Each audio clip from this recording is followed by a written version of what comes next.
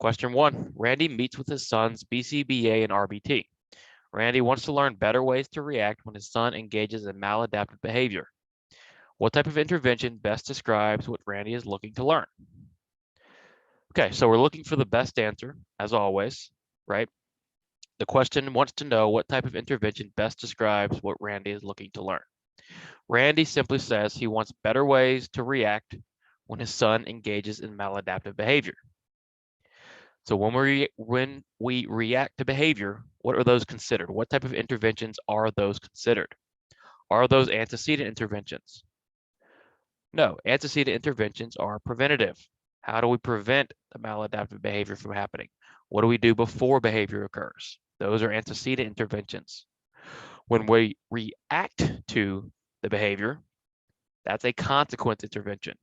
Remember our three-term contingency: antecedent, behavior, consequence. Antecedent happens right before the behavior, consequence happens right after. So when we're reacting to behavior, we are engaging in consequence interventions. So B looks like our best answer, but as always, let's read all of our answer choices. Extinction. Is Randy looking to learn extinction? It's unclear, right? Extinction is a consequence intervention, but there's nothing specifically saying Randy wants to learn extinction. He just wants to learn better ways to react when his son engages in maladaptive behavior. That is a consequence intervention. If Randy is learning to react better, he is learning consequence interventions. And then generalization, we're not concerned right now with being able to react in different situations or outside the learning environment. He just wants to know some interventions he can use when his son engages in behavior. Therefore, Randy is looking to learn consequence interventions. Again, antecedent is preventative, consequence is reactive. What is a primary disadvantage of discontinuous measurement? We know we have continuous measurement, we have discontinuous measurement, and we have permanent product recording. We know continuous measurement captures every instance of behavior. It's things like frequency, latency, duration, IRT. Discontinuous measurement is our interval recording and our time sampling, and then of course permanent product. What is the disadvantage of discontinuous measurement? Remember, each type of measurement has its time and place. It's used in specific situations. There are advantages and disadvantages. So we want to identify a disadvantage of discontinuous measurement. A, you must record every instance of behavior. Is that a disadvantage of discontinuous measurement? No, right? Discontinuous measurement, we're not recording every instance of behavior. That's why it's discontinuous, okay? So A, you must record every instance of behavior is describing continuous measurement. B, it cannot be used in a group setting. Again, incorrect. Discontinuous measurement is often used in a group setting. When you're not able to capture every instance of behavior, you might just need to record some instances. So discontinuous measurement can be used effectively in a group setting. So B is also not a disadvantage. C, you need at least an hour of collected data. That's not true of any of our measurement procedures, okay? There's no specific criterion for how much data you need, okay, when using continuous or discontinuous. It's all based on the behavior. It's all based on the treatment plan. So that leaves us with D. It tends to overestimate or underestimate behavior. Yes, that is a disadvantage of discontinuous measurement. Since you're only capturing a small portion or a small picture of how much behavior is actually occurring, there's a good chance you're going to overestimate or underestimate. If you have a 3-hour session and you're using discontinuous measurement and you only record 15 minutes of behavior out of the 3 hours, you're not getting a full picture. There's a good chance you're either overestimating or underestimating how often that behavior occurs. That's a giant disadvantage for discontinuous measurement. So when will we use discontinuous measurement? We would use it when we don't have a lot of time, when we have limited resources, when we're in a group setting and we're responsible for many kids, okay? It's good for just capturing a small picture of what that behavior looks like without having to capture every instance of that actual behavior. So a primary disadvantage of discontinuous measurement, it tends to overestimate or underestimate behavior. Your client is underweight. You take frequency data on the number of bites your client takes during lunchtime. On Monday, your client took 20 bytes. On Tuesday, your client took 19 bytes. On Wednesday, your client took 22 bytes. And on Thursday, your client took 30 bytes. What is the average frequency of bytes taken? Okay, an average question. Again, on the exam, you might need to find the average of data. Averages tell us a lot because we have 4 days of data and we want to know, okay, what is the average? How many bytes do they typically take? That's going to be our average. So how do we find an average? We find an average by adding up all of the data and getting a full picture or a total of how much data we've collected. So we're going to add up 20, and you can do this with me, 20 plus 19 plus 22 plus 30. That's going to give us 91. So we have 91 total frequency data points. Now we're going to divide by the number of days. Okay, so we have 4 days, divide 91 divided by 4, and you get 22.75. Average questions are not difficult. As long as you know how to find the average, you're going to be able to do any average question they throw at you. So if you don't understand how to find an average, just do a couple basic average questions of any type, okay? And just apply it to the ABA exam. It's the same idea, okay? Add up all your data points, get a total number, and then divide it by the number of data points you've taken, whether that be sessions, days, hours, whatever it is. So you add up all 4, divided by 4, you get 22.75. On average, your client takes 22.75 bytes during lunch. John just started his first job and wants to learn how to take money out of an ATM. John's RBT prompts him to enter his debit card, enter his PIN number, choose how much money to take out, confirm the transaction, remove his card, and then John independently takes the money, which is reinforcement. What type of chaining is this? Chaining questions. How can we remember the different types of chaining? Chaining is typically pretty easy to remember. Forward chaining, simply you're teaching the first step first, and reinforcement happens at the beginning of the chain. Backwards chaining, you teach the back step, final step, I should say, first, and reinforcement happens at the end of the chain. Total task chaining, you're teaching the entire chain, okay? And then task analysis is when we actually create our chain. So when they ask what type of chaining is this, well, we can eliminate task analysis because task analysis is when we create the chain. The chain's already been created, right? So we're doing either forward, backwards, total task. Since we're prompting John through the entire chain from the beginning, we are not teaching total task. Total task, you're only teaching 1 or 2 steps, but you're completing the entire chain, okay, without prompts. So we are engaging forward or backwards chaining. Remember, forward chaining, reinforcement happens at the beginning, backwards happens at the end. Are we forward chaining? Does John receive reinforcement after the first step? No, we prompt John through the whole chain, and he receives reinforcement for completing the last step, which is backwards chaining. Forward chaining, we teach the first step and then prompt through the rest. Then we teach the first and second, prompt through the rest, right? We're teaching from the front to the back. Backwards, we're prompting and teaching from the back to the front. That's what's happening here. John independently taking the money, which is the last step. So this is going to be backwards chaining. The advantage of backwards chaining is the final step serves as escape from the task.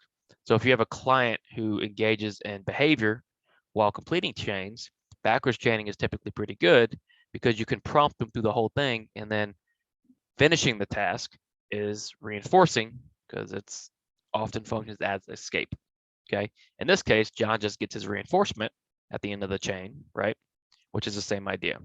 So what type of chaining is this? This is backwards chaining. We're teaching the last step first, prompting from the beginning. Which of the following answer choices describes why we try and avoid using punishment whenever possible? One of our main ideas of ABA is we use reinforcement, right? We're reinforcement based. Reinforcement is great. It encourages the right behavior. It teaches the right behaviors. We try to use punishment only when absolutely necessary. Why is that? What is the reason behind that thinking? A, there are potential ethical and legal issues associated with punishment. Well, sure, if timeout functions as punishment, if restraint functions as punishment, if abuse functions as punishment, there are obviously some ethical and legal things to consider before you use any of that punishment, right? If you're going to use punishment at all, as an RBT, you definitely need approval. You need to check with your supervisor, and you need to be sure you are implementing punishment correctly. Punishment can have many adverse effects. And on top of that, there are legal issues surrounding punishment, especially if we're using things like seclusion, deprivation. We have to be very careful. So yes, A is a reason we want to use punishment whenever possible.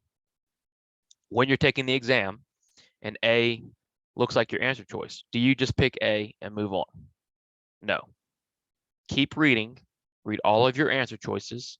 There might be a better answer. Remember, we want the best answer. And when we're studying, we want to know why our wrong answers are wrong.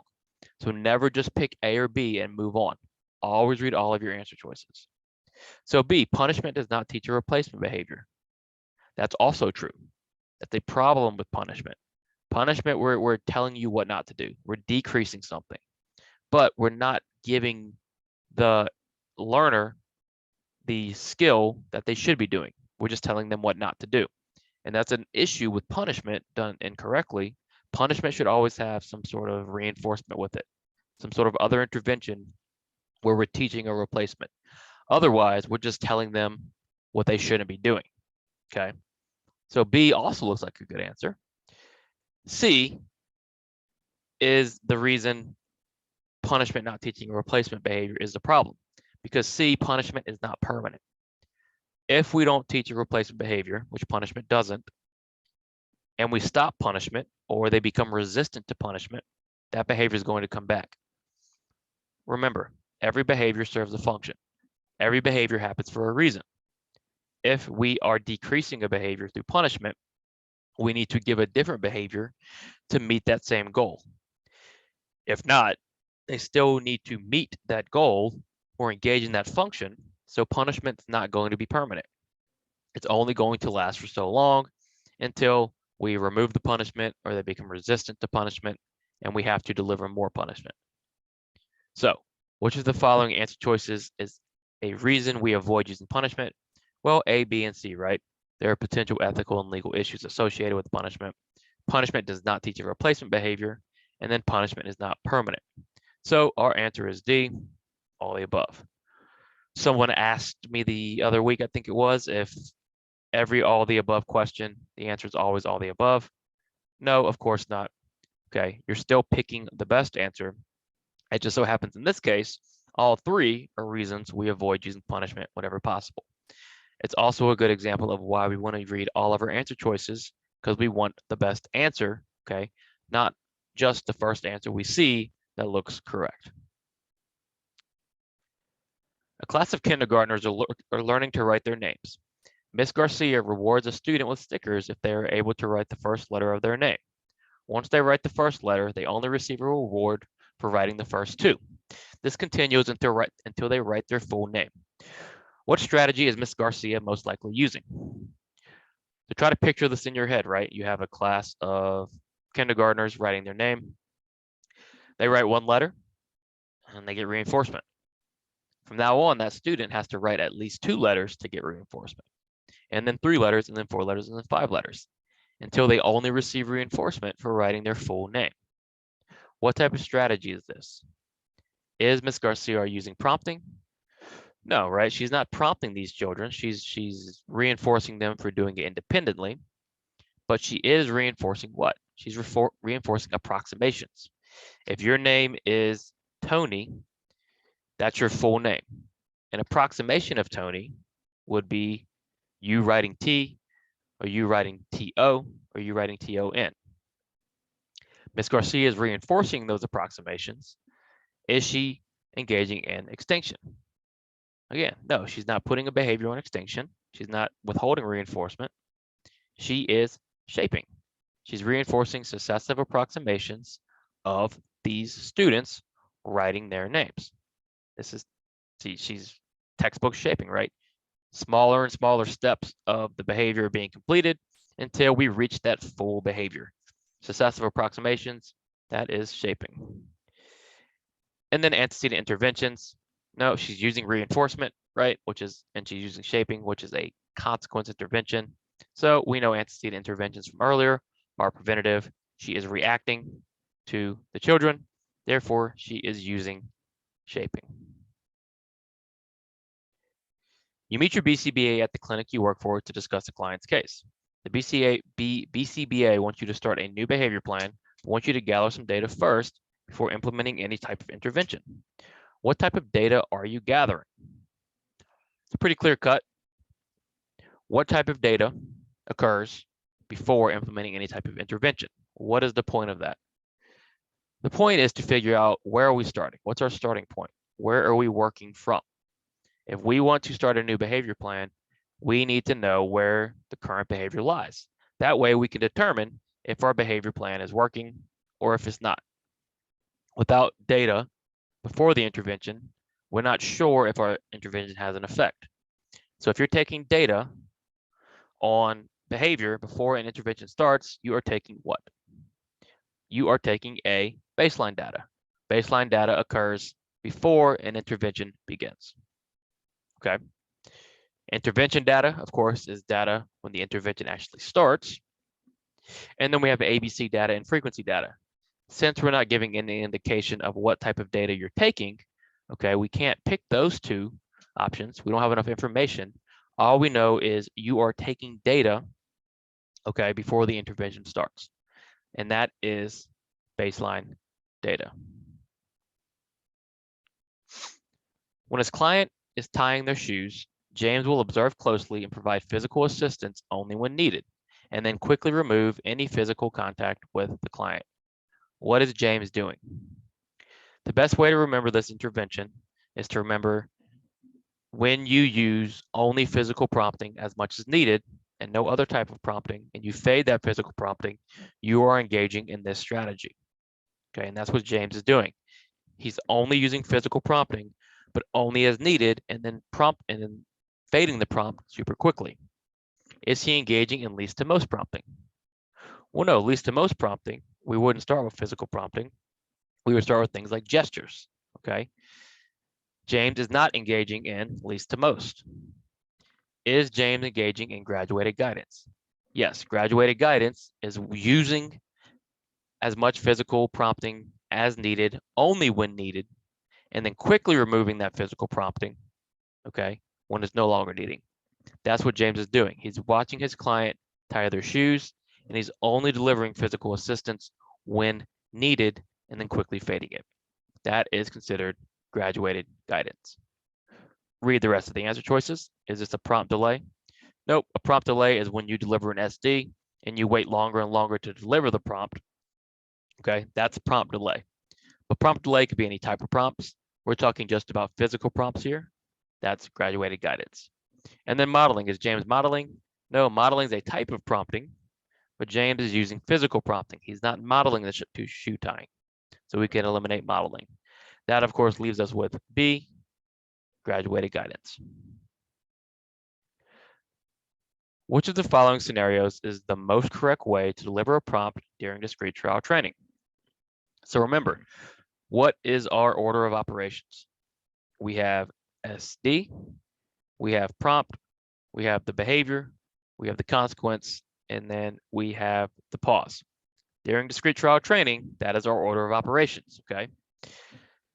Delivering the prompt at the wrong time is a very common mistake when doing discrete trial training. We want to get that prompt right because that prompt functions as a temporary SD, okay?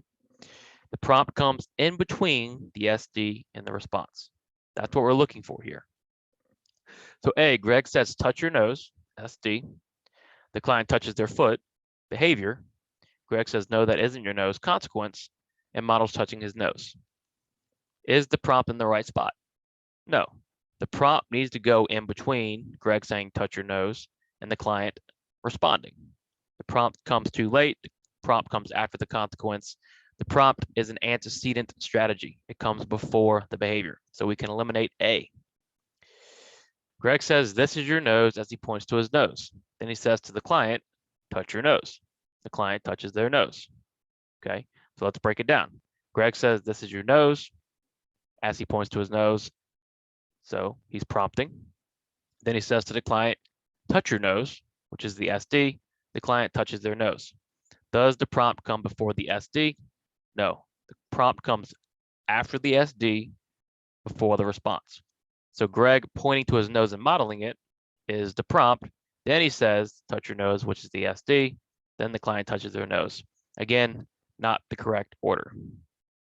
C said, Greg says, touch your nose, SD. Greg models touching his nose, prompt. Client touches their nose, response. Yes, that's what we're looking for. That is the correct order. Okay, C looks like our best answer. Let's read all of our choices. Greg says, touch your nose, SD. Client touches their nose, response. Greg says, great job touching your nose, consequence. There are no prompts in D, so D will not be our answer. Our best answer here is C. Greg says, touch your nose, the SD. Greg models it, prompt. Client touches their nose, response. And then a behavior definition should be all of the following things except what? So when you're helping write a behavior definition, or you're reading a behavior definition, what do we need to be sure of, right? So let's say you're writing a session note, okay? Or you're trying to define a new behavior you just observed. What are you going to make sure you indicate, okay? What's going to be part of your definition? A, subjective. Should a behavior definition be subjective? No, right? It needs to be objective. Subjective is your opinion. We don't want a behavior definition based on your opinion, okay? We want a behavior definition based on facts and what you observe. So A looks like our answer. Let's read them all. B, objective. Yes, a behavior definition should be objective. It should be only things you objectively see based in fact. A behavior definition should be complete. So it includes all the necessary information. And a behavior definition should be clear. Anybody should be able to read your definition and be able to implement or measure the behavior you are defining. Behavior definitions to be objective, complete, and clear. They do not need to be subjective. Okay, thanks for watching. Please like and subscribe. Remember, all of our study materials are available at rbtexamreview.com. We have 3 practice exams, a task list study guide, combo pack, comes with flashcards and the study guide and all the exams, and of course our competency study guide as well. So keep studying hard, keep working hard. See you soon.